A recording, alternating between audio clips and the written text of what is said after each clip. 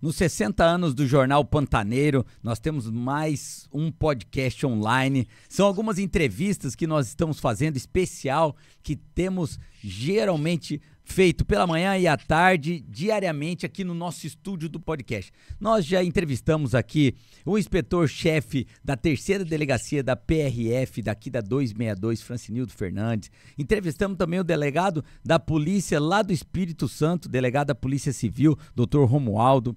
Entrevistamos também a delegada titular da Draco, a doutora Ana Cláudia Medina, e temos já algumas outras entrevistas para fazermos aqui no nosso podcast. E entre elas, amanhã, o nosso juiz de direito da cidade de Anastácio, meritíssimo doutor Luciano Pedro Beladelli, e também o ex-secretário de turismo daqui da cidade de Aquidauana, o nosso amigo Youssef Saliba. Mas hoje nós vamos relembrar um pouquinho, porque hoje é dia 20, hoje é o dia do técnico em enfermagem, mas nós vamos lembrar hoje do caso que aconteceu no dia 21 de abril, dia de Tiradentes, a morte do nosso amigo Jorge Ávalo. O Jorginho, carinhosamente conhecido, morador há 16 anos lá na região do Touro Morto, que infelizmente foi vítima do ataque de uma onça pintada. Aquela onça, ela devorou aquele pantaneiro que morava lá há 16 anos e ele se sentia na amizade com a onça ali, mas infelizmente na manhã do dia 21, numa segunda-feira, 21 de abril, ele foi atacado e a onça praticamente o devorou. Para falar dessa onça, essa onça foi capturada alguns dias depois, foi levada para Campo Grande, no instituto lá de Campo Grande, e hoje ela está lá na cidade de Amparo. Chegou quinta-feira passada em Amparo, tá? E nós vamos falar aqui diretamente na nossa linha direta com o Jorge Salomão Júnior, ele que é veterinário lá do Instituto de Amparo Animal. Jorge, boa tarde, seja bem-vindo. Como que a onça pintada chegou por aí, Amparo? Boa tarde. Bom, ele chegou bem, né? A gente fez o transporte na última quinta-feira, né? Tivemos até Campo Grande, lá no CRAS, no Centro de Reabilitação, onde ele já vinha já estava sob cuidados, né? Desde a sua captura. E aí nós fizemos, né? O deslocamento na quinta-feira mesmo, saímos lá na quinta-feira pela manhã e através do deslocamento de carro mesmo, né, numa van climatizada para a gente conseguir trazê-lo. Chegamos aqui na quinta-feira no final do dia. E esse animal, o Jorge, ela é sedada, ela viaja, porque são mais de 1.000 quilômetros, né? Na viagem inteira sedada? Não, na verdade, a gente faz a sedação para o manejo na hora do embarque, né? Então, aí no embarque, com todos os profissionais envolvidos, né? É feito o exame clínico, é feita a colheita de material biológico, né? Para a gente avaliar o quadro atual.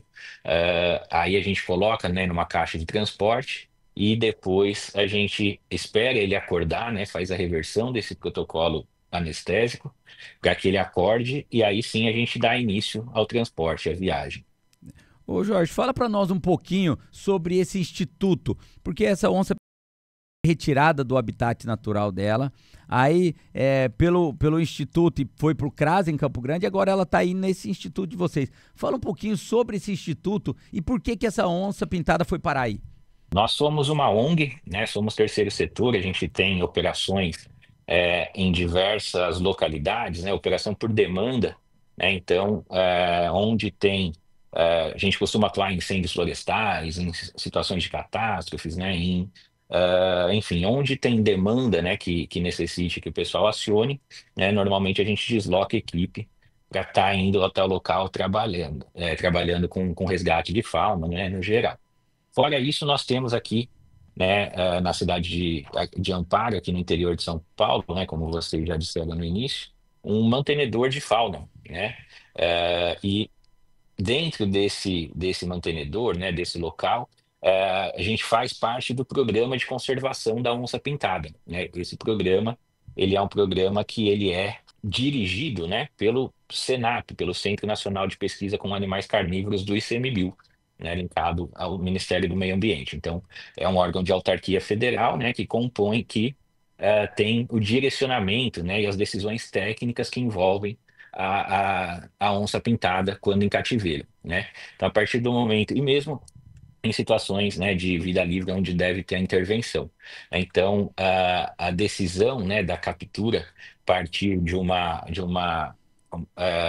foi uma decisão de vários órgãos, né, e entre eles a Imaçu, que é a Secretaria do Meio Ambiente aí do Estado do Mato Grosso do Sul, né, e o Senap, por estar sempre envolvidos nas questões que envolvem, né, que convergem com a onça-pintada.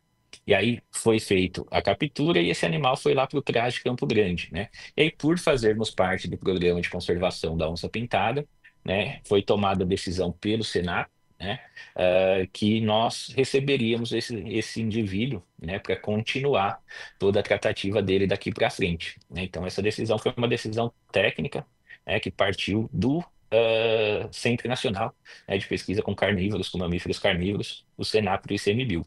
Ô Jorge, essa onça ela não habitará mais no seu habitat natural, ou num Pantanal, ou em alguma outra floresta, né?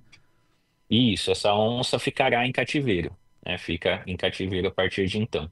E como que ela chegou aí em Amparo, no instituto de vocês? Porque praticamente ela saiu de um habitat natural, foi para o CRAS de Campo Grande, ali ela já tem um ambiente diferente do ambiente que ela era acostumada e mais um transporte, agora ela está em Amparo. Como que ela chegou aí? A viagem é uma viagem longa, né? Uma viagem onde ele chegou aqui, chegou aqui relativamente estressado, né? Mas estressado no sentido de cansado, né? De ver que ele estava cansadão mesmo, né? E aí chegou no momento da chegada, né? A gente só abriu a porta da caixa já para ele entrar para o recinto, né? E aí a gente já deixa também ele quieto, né? Para que ele vá se ambientando. Então nós chegamos aqui à noite, né? Foi só o tempo de soltá-lo mesmo, a equipe toda sai de perto, né? E deixa ele ali quietinho. E aí de lá para cá ele já teve uma boa melhora no sentido de se acostumar, né, com o nosso recinto. Lá em Campo Grande, quando a gente chegou para buscá-lo, ele já estava relativamente calmo, relativamente tranquilo, né, ele já tinha ficado dias ali, então ele já estava adaptado à rotina, né, tanto dos profissionais, dos catadores, dos veterinários, quanto o recinto no qual ele se encontrava, né, e aí a gente deu start de novo nessa nova fase de adaptação, né, de transporte e depois posterior adaptação dele ao nosso recinto, né, então na primeira noite ele estava mais agitado, né, explorando bastante o recinto, né, então conhecendo mesmo, né, o novo espaço. Isso na quinta-feira, na sexta-feira ele já estava bem mais tranquilo, né? Hoje eu tive lá com ele pela manhã, né, fazendo lá a nossa visita técnica e hoje ele já estava tranquilão, né, dentro lá da toca, né? Ele tem uma toca dentro do recinto, tem na verdade duas ou três tocas, mas ele escolheu uma lá, né? E estava lá dentro, tem até ele aqui no fundo aqui, Ah, dentro esse da aí é toca ali, ó. a foto dele É, na toca dele. isso foi hoje pela manhã. Então ele está tranquilão lá, conhecendo, né, o espaço dele, conhecendo o recinto e nessa fase de adaptação. Não, é sempre muito triste, né, quando a gente precisa tirar um animal de vida livre, né? Nunca é o objetivo, né? Muito pelo contrário, a gente trabalha muito, né, em vários profissionais, vários pesquisadores, várias instituições, e a gente trabalha muito pelo contrário, né? Para que a gente não tenha que ter esses animais em cativeiro, né? Mas foi uma situação muito atípica que levou a isso. Então, a gente vai fazer o possível para dar também o melhor, né, que a gente puder dentro do nosso das nossas possibilidades, né, que nunca vai ser nada próximo do que ele tinha em vida livre, mas vamos tentar minimizar, né, da melhor forma qual a gente conseguir. Nessa primeira adaptação, ele fica sozinho nesse ambiente, Nessa primeira adaptação, sim, ele fica sozinho, né, nesse ambiente, e aí depois, de acordo com a evolução, a gente troca ele de ambiente. O podendo fazer ficar parte até com outros animais da mesma raça, da mesma espécie da mesma pode espécie. vir a acontecer, né, mas isso, como eu disse, tem todo um programa, né, de conservação envolvido, né? Então essas decisões técnicas elas são tomadas pelo Senap, né? Então se em algum momento, né, o programa de conservação aí entender, né, que precisa fazer algum pareamento, aí isso será feito, né? Mas uma decisão completamente técnica, né, e a cargo aí dos órgãos ambientais responsáveis. Tem quantas onças aí nesse instituto de vocês? Hoje temos 9, com a chegada dele são 9 onças. Tá. Esse, por exemplo, ele foi capturado aqui no Pantanal, agora ele está em São Paulo. O ICMBio, o Estado, porque quando nós entramos em contato, já era um problema, já do Estado. Deixou de ser um Uhum. problema local, passou a ser um problema do Estado. Isso aí, o Estado do Mato Grosso do Sul ainda tem contato ou agora, daqui para frente, é só aí com o Instituto de vocês?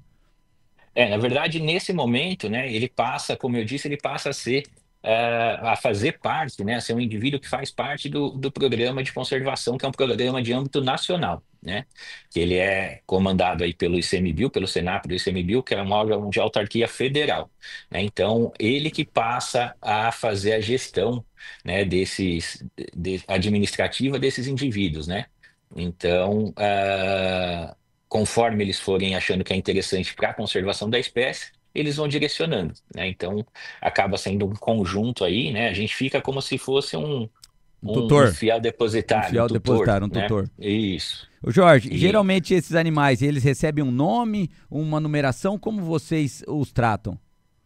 eles recebem uma numeração, né? Tem uma marcação de microchip, que é uma marcação que ela é a partir do momento que ela é colocada, né, que a gente coloca esse microchip, faz a aplicação desse microchip no indivíduo, não tem mais como tirar, né? Isso é uma sequência numérica. Então, aí a gente passa a saber, né, que aqui como se fosse um RG mesmo, que aquele número de registro é o equivalente a esse indivíduo, né? Aqui no nosso instituto, né, no Instituto Amparo Animal, a gente acaba batizando, né, dando um nome até para facilitar, né, o manejo, como a gente tem vários animais, então isso no dia a dia acaba facilitando muito, né, porque precisa tratar, né, ou precisa fazer alguma coisa, né, a gente, é fulano, é Beltrano, então acaba ajudando bastante, né, e aí a gente acabou, né, por dar um nome para ele, inclusive para ficar mais fácil esse dia a dia, né, para a equipe envolvida no trato, no manejo, e aí ele foi batizado aqui de Irapuã. Irapuã, o nome indígena. Irapuã, nome O indígena. nome indígena é Nome Terena, é indígena. Caduel? Vocês têm a origem desse nome, não? Nossa, eu não sei te informar. Não sei te Irapuã. informar. Vou marcar um nome Irapuã. bonito, é. Eu É, achei que seria alguma coisa a ver com a região ali, ou Pantaneiro, alguma coisa assim, porque veio do Pantanal, mas do Pantanal. legal, Irapuã, um nome bem sugestivo. Irapuã.